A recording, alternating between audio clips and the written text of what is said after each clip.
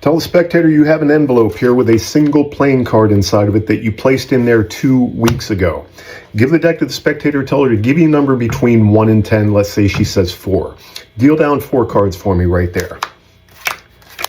Now she can shuffle or cut the deck herself any way she wants. Say, give me a different number. Let's say she says 7. 3, 4, 5, 6, 7. Come on, shuffle the heck out of it. Last time, give me a number. She says 2. 1, 2. Great. Now I want you to pick these cards up and deal them back and forth into 2 piles. Just keep going until you run out of cards. It doesn't matter if the stacks are equal or not.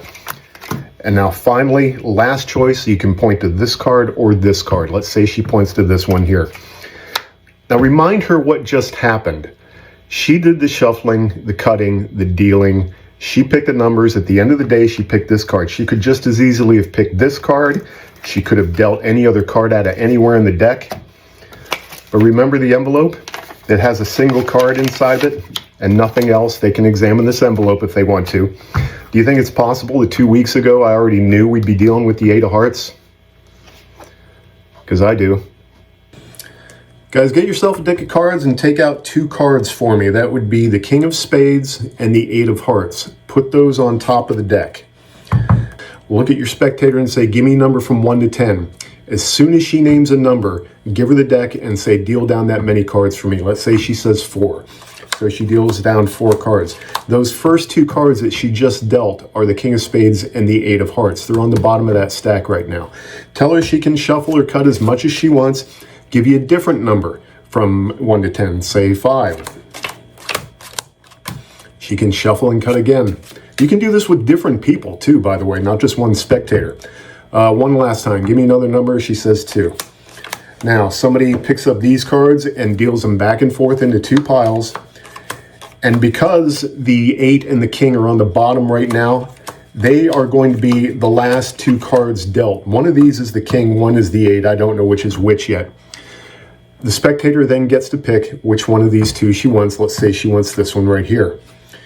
Now, remind her what happened here and say, you did all the shuffling, the cutting, the dealing, you picked the numbers, and then at the very end, you picked this card. You could have picked this one, you could have dealt different cards out of different parts of the deck, and you open up and say, do you think it's possible that I knew before we got here that we'd be on the King of Spades? Turn it over, my goodness, it's the King of Spades. How is this possible? Well, as I said, you have these 2 known cards on top of the deck. So she is going to pick one or the other of them. So you have the 2 piles dealt out.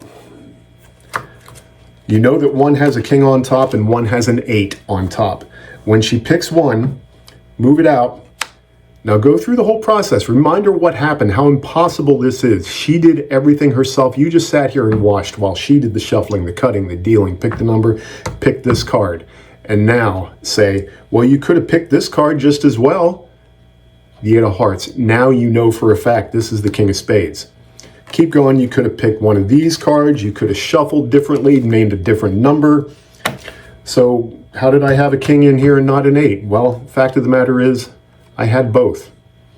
This is a double-faced card. If you want to, just for the sake of practicing and learning this, you can get 2 cards and glue them back to back.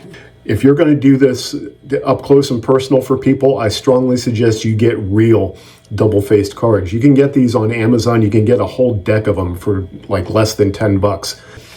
You have an envelope, and all you have to do is remember which side is which.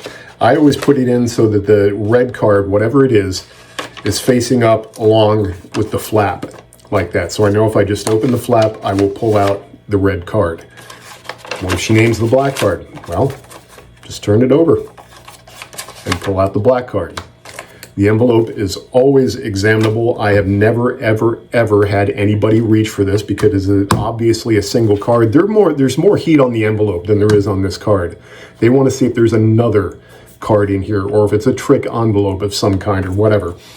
Guys, give this a try. This really is a gas to perform. So that's how it goes, and I hope you're having a great day. See you soon.